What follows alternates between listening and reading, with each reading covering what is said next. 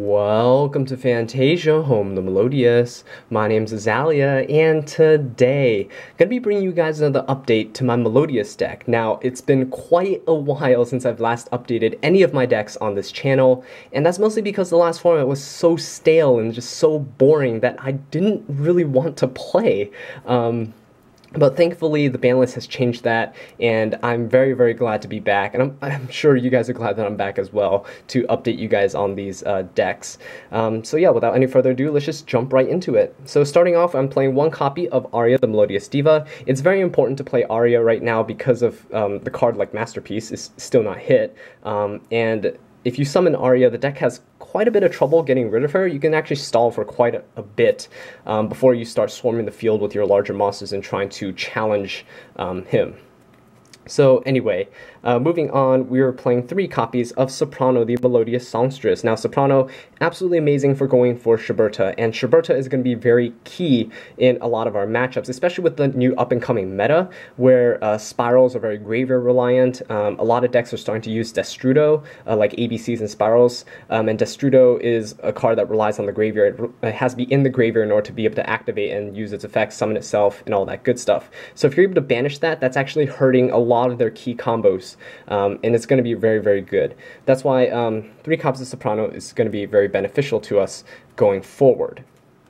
Moving on, we're actually playing 3 copies of Cannon, the Melodious Diva. Now, Cannon, if you control another Melodious monster, you can just special summon her straight from your hand, which is really nice for swarming the field. She helps us enable rank 4 plays as well, but that doesn't really come up too often anymore, mostly because of the link mechanic, just restricting the number of extra deck monsters we can have on the field. And so, yeah, in conjunction with Soprano, Cannon is actually good to fuse with to make your Shiberta. Now, if you special summon your Soprano from your graveyard, you can add your Cannon from your graveyard back to your hand. You can special summon her back to your field and then continue to make more Shibertas or rank 4s, whatever you need at that time. It's just a very nice cycle of resources that we have available to us. Okay, so moving on, we're actually playing 3 copies of Alistair the Invoker. Invoked Melodious is a very weird type of deck because it doesn't really have too much synergy because there's conflicting normal summons in the form of Soprano and Alistair, but it in fact works pretty well because the fact that at least how I play the deck is you alternate between Shiberta and Mechabuzz, and you just kind of outgrind your opponent by managing your resources and negating their key plays or disrupting their key plays, depending on if you have Mechaba or Shiberta respectively. So yeah, Alistair has a lot of synergy with the deck just by himself, just because the fact that during either player's turn you can send this card from your hand to the graveyard, target 1 fusion monster that you control, and it gains 1,000 attack. And because Shiberta can naturally just reach 3,000 attack by herself, the extra 1,000 puts her at 4,000 attack, and that's absolutely ridiculous for just running over large monsters. Alistair also has the effect where if you normal summon him, you can actually add 1 copy of Invocation from your deck to your hand, which is the archetype fusion spell for the Invoked archetype. And we'll get into that in just a bit.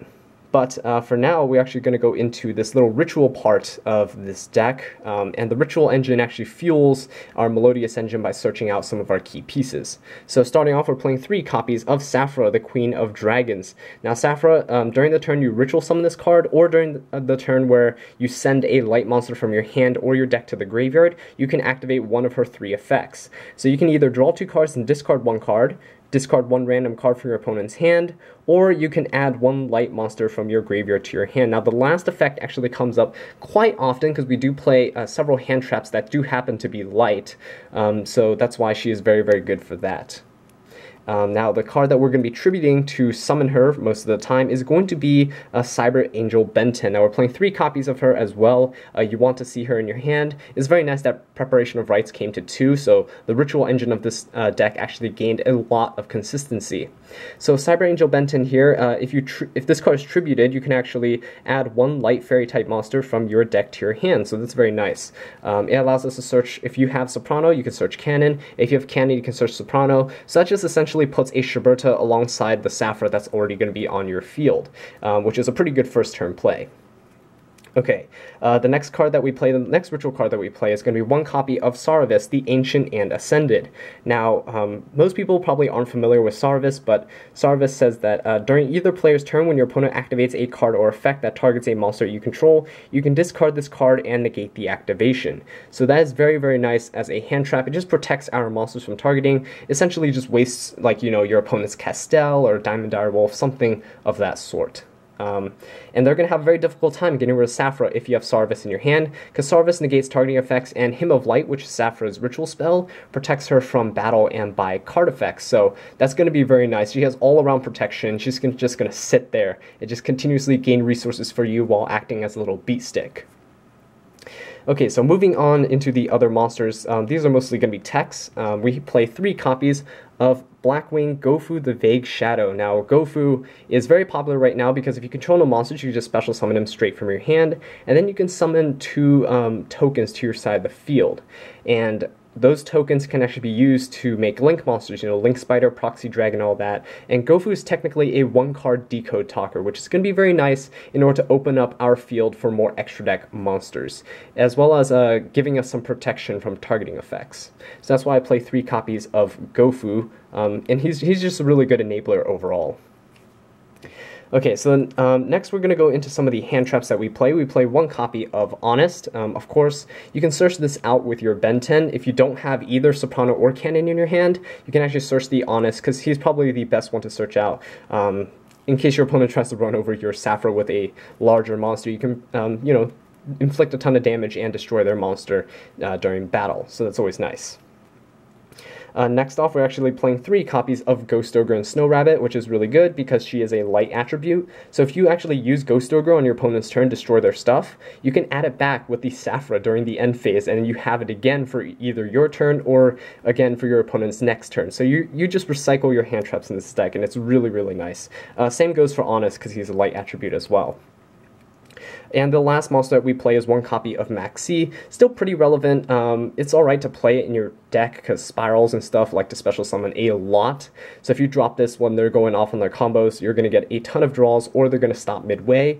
Against True Dracos and stuff, it's not going to be too prevalent, but a lot of people are playing, you know, Wind Witch True Dracos, and using Maxi against Wind Witches is going to be, it just gains you so much advantage if they actually go and fulfill the combo and create the Crystal Wing and all that. So yeah, that's going to be our monsters for this. Next off, we're going to go into the spell cards. Okay, so for the spell cards, starting off, we were playing 3 copies of Ritual Sanctuary. Now, Ritual Sanctuary is a phenomenal card for searching out all of our ritual spells in this deck. Ritual spells and ritual monsters, actually, because you can discard 1 spell card and add 1 light ritual monster or 1 ritual spell card from your deck to your hand. So this searches for the Sapphire's, the Ben 10, the Saravis, and the Hymn of Light. So you have many targets in order to just complete your combo pieces in your hand so that you can go off and summon your monsters. The other effect is actually really good as well. It's a Recurring Monster Reborn, so you can shuffle any number of spell cards from your graveyard back into the deck, then target 1 light fairy type monster in your graveyard whose level equals the number of cards that you shuffle back into your deck, and you can special summon it. So this is very nice for actually special summoning our Soprano from the graveyard, so you can add back the cannon and then go off from there. And that's really the main purpose of it. It's just a Recurring Monster Reborn. And since we play we play a lot of spell cards that search, so you're going to fill up your graveyard relatively quickly with them, and you can shuffle them back, and you can continue searching when you draw into them later. Okay, so the next card that we play, we're actually playing 3 copies of Magical Meltdown. This is the Searcher for Alistair. So Magical Meltdown says when this card is activated, you can add 1 Alistair the Invoker from your deck to your hand, and the activation of your cards and effects that include an effect that fusion summons a fusion monster cannot be negated. So this is very good for protecting us while we're trying to go for a fusion plays. And also, your opponent's cards and effects cannot activate when a monster is fusion summoned this way. You can only activate 1 Magical Meltdown per turn. So this is actually very good protection for our Soprano as well when you're summoning your Sherberta and all that. This is just really, really nice to have. And because we're playing multiple field spells, instead of going for the standard terraforming, I'm going for Set Rotation. Now, Set Rotation is a quick play spell card, and it says that you can set 2 field spell cards with different names from your deck onto the field, one on your side and one on your opponent's side. And while either of those cards remain set on the field, neither player can activate or set other field spell cards. So this is really good because of the fact that Sapphire's activates during the end phase and you draw into your deck. If you draw into the Set Rotation, you can actually activate it immediately during that same end phase and set 2 spell cards, field spell cards, one to your side, one to your opponent's side. And because it's your end phase, you can't flip over your field spell. It actually locks out that opponent's field spell zone, so they can't activate their Draconic Diagrams, their Spell Resorts, and all that good stuff. That's why I really do love Set Rotation more than terraforming in this build, right? But yeah, moving on, anyway, we're going to go into some of these searchers for our ritual cards. So we have 3 copies of Pre-Preparation of Rites. This allows us to search for our Sapphire and the Hymn of Light, so it's effectively a +1. It's very, very good for resources. And next off, following that, we're going to be playing the original Preparation of Rites, which allows us to add 1 level 7 or lower ritual monster from your deck to your hand. Then you can add 1 ritual spell card from your graveyard to your hand. So this is very nice for searching out for our Benten if you don't have access to Ritual Sanctuary. This is another way to access Benten, and that's really nice, because then if you have Preparation of Rites and Pre-Preparation of Rites, that's just an easy way to set up for your Ritual Summon and get an additional search on top of that. So this deck actually searches quite a bit. Okay, so the next card that we play, 3 copies of Hymn of Light. This is Sapphire's ritual spell that I was talking about earlier, where it protects your ritual monsters from battle or by card effects, just by banishing this card from your graveyard instead of destroying the monster itself. The next card that we play is 1 copy of Invocation. This is what Alistair searches out, and this is actually a very interesting card. So as you can tell, mine's in French, but you can actually fuse just regularly with monsters in your hand. But if you're going to fusion summon an invoked monster, you can actually banish monsters from either your side of the field or your graveyard or your opponent's graveyard. So this is actually really, really nice and versatile for accessing a lot of the different attribute invoked monsters in your extra deck. By just, depending on your matchup, you can banish very key cards from your opponent's graveyard as well. And the reason why this is so good in this deck is because if you summon your Sapphire's by tributing your Benten is going to be in the graveyard. You can actually normal summon the Alistair, search the Invocation, banish the Benten, your graveyard, and your Alistair from your side of the field, and then summon your Mechaba. So that's just a really nice way of maximizing the use of your resources, especially because we don't have Daigusto Emerald anymore. You can't shuffle the Benten back. There's really no use for her in the graveyard. So that's just a nice way to utilize all your resources effectively. Now, Invocation also has the effect where you can shuffle it from your graveyard back into your deck, and then target 1 Alistair, the Invoker, that's banished, and you can add that back to your hand. So you get your Alistair back, so you can search your Invocation next turn. If you have another normal summon, you can go for that. But yeah, that's why you only need 1 copy of Invocation, because you can just keep reusing it over and over again. Okay, so the next card that we play is 1 copy of Refusion, because we play Shiberta, we play Mechaba, and we play, well, of course, the other invoked fusion monsters. And because we don't have Daigusto Emerald to put them back to our extra deck to resummon again, Refusion is just a really good way to just monster reboard them back and just have a huge threat on the field. Now, when you bring back an extra deck monster from your graveyard, they actually go to the main monster zone and not the extra monster zone. So you can still, have that free space. If you fusion someone for the Shiberta, you can still use Refusion and bring that Mechaba from your graveyard back to your side of the field. It's just a very versatile way to swarm your field with a lot more boss monsters. And last but not least, I like to play 1 copy of Raigeki to clear out fields, especially because cards like Decode Talker and things can be very annoying to get around. They can get really high attack and they can be protected by targeting effects. So having Raigeki to just wipe everything out before you go onto your turn is just very, very, very nice. Okay, so that's going to be it for the deck. It should be 45 cards. And next off, we're going to go into the side deck. Alright, so for the side deck, starting off, we are playing 3 copies of Ghost Reaper and Winter Cherries. Now, Ghost Reaper and Winter Cherries is a phenomenal card. She got a reprint recently, so she should be relatively cheap. But she says that during either player's turn, if your opponent controls more monsters than you do, you can discard this card, reveal 1 card in your extra deck, then look at your opponent's extra deck, also banish all cards in their extra deck with the same name as the revealed card. And you can only use the effect of Ghost Reaper and Winter Cherries once per turn. So, The cool thing about playing an Invoked Melodious deck is that in the Invoked matchup, you can actually reveal some of your Invoked monsters and just banish all copies of them from your opponent's extra deck. So, like, Mechaba is something that we have a hard time dealing with, so you can just reveal your Mechaba, and you banish all copies of their Mechabas, and they basically just can't summon them. They can't banish your light monsters from your graveyard. With their invocations, they're just going to have a tough time. Winter Cherries is also very, very good because not a lot of decks are playing too many Link monsters. So what you can do is you can actually, reveal your Decode Talker, your Proxy Dragons, or your Link Spiders or whatever, the more common Link monsters that people are starting to run, and you can just banish all those copies from your opponent's extra deck, and they can't play at that point. It just hinders a lot of their combos that they might have revolved some special techs around their deck, and it's just going to be very difficult for them. So that's why I really do love Winter Cherries in the side. Next off, we were playing 2 copies of Shared Ride. Shared Ride is here, it's kind of like a Max C, so it says that after this card resolves, each time your opponent adds 8 cards from their deck or their graveyard to their hand this turn, except by drawing them, you can immediately draw 1 card, and you of course can only activate 1 of these per turn, but it's basically like a maxi, but instead of drawing a card each time your opponent special summons, each time they search something out or recover something from their graveyard. So against things like Pendulum Magicians, this is going to be very, very good, and Pendulum Magicians are a very dominant deck, at least currently right now. Before Spirals get their links and things like that, we might see a shift then. But yeah, that's why this is there. It's just an easy way for us to get some free advantage while our opponent's getting advantage as well. Okay, next off we were playing 3 copies of Mystical Space Typhoon. This is just to have some spell and trap removal in the side deck, so against decks like Paleozoics, which are starting to see a rise in popularity because of Mistar Boy that just got released. In the special editions, Mystical Space Typhoon is just good against Paleos, it's good against generic back row decks, decent against Pendulum Magicians, you can hit their continuous spell and trap cards, so things like that. I just didn't have space in the main deck to put some spell and trap removal, so that's why it's in the side.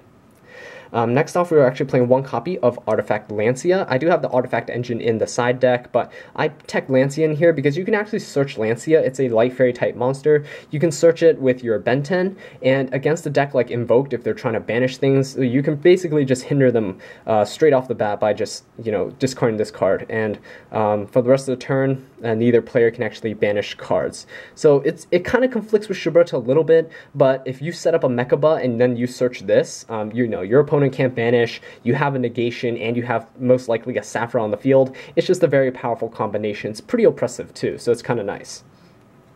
Next off, we play 1 copy of Artifact Moral Talk, just really nice removal. It doesn't target, so you can actually destroy your opponent's like Decode Talkers and things like that with this as well, so it's very nice to have. And of course, the best artifact monster in the artifact archetype is going to be Artifact Scythe. We play 2 copies of it. You don't really want too many because you don't want to draw into them brick. But Artifact Scythe, if this card is summoned during your opponent's turn, your opponent cannot special summon monsters from the extra deck for the rest of the turn. So it just blocks them out just entirely from the extra deck. No need for dimensional barriers or anything like that. You just lock them out of everything. So that's always really nice.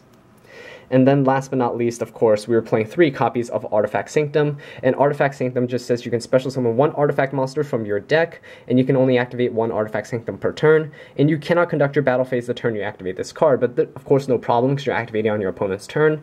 And then if this card is in its owner's possession is destroyed by an opponent's card, you can actually target 1 card on the field and destroy that card. So people are going to think that you're siding in, back row hate, back row and hate for their deck. Sorry, not just back row hate.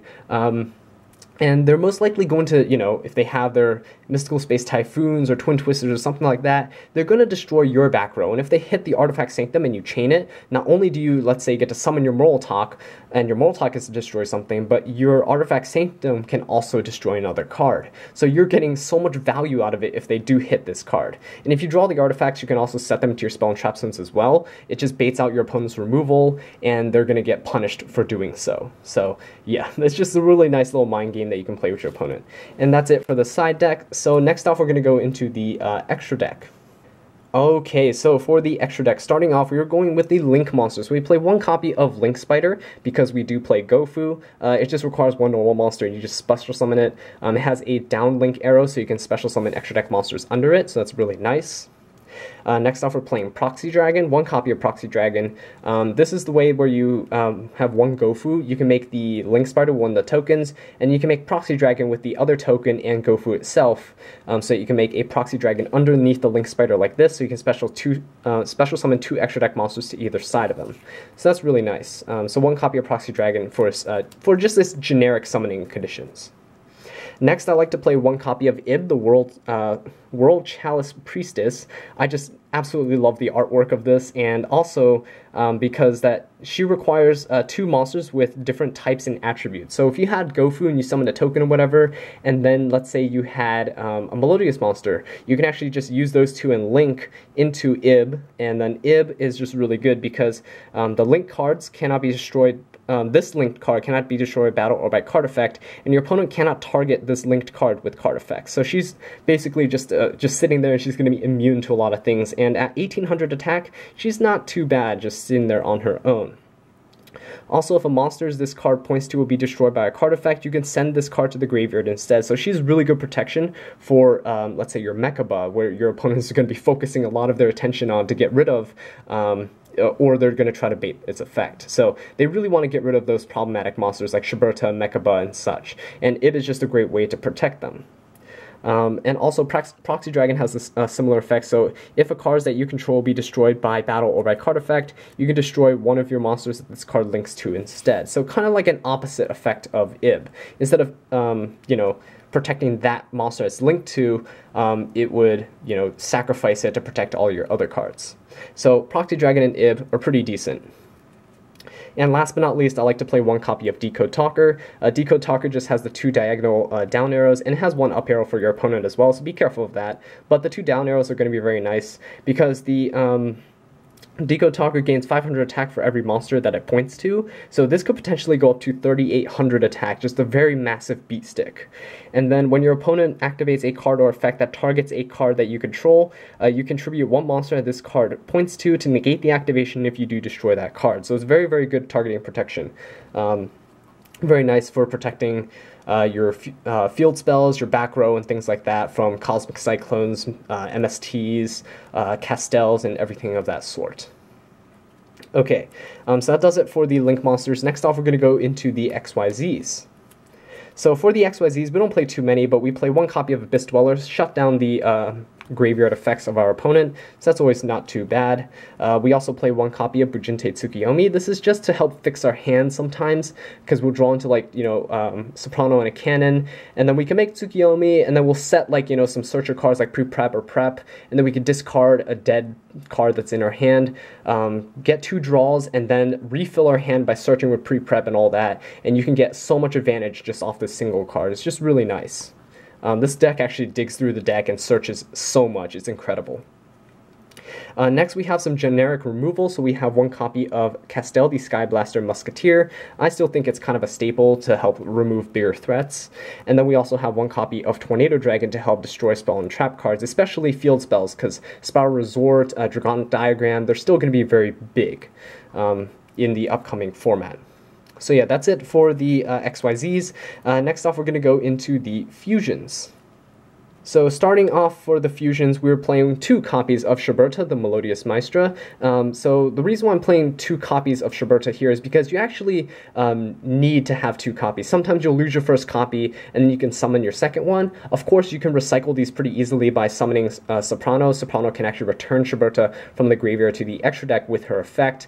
But if you do it that way, you're actually not going to add the cannon from your graveyard back to your hand. So you can't actually summon another copy unless you drew into a cannon on your own. So that's why 2 copies of Shiberta is pretty nice. So you have a backup just in case your first one is gone.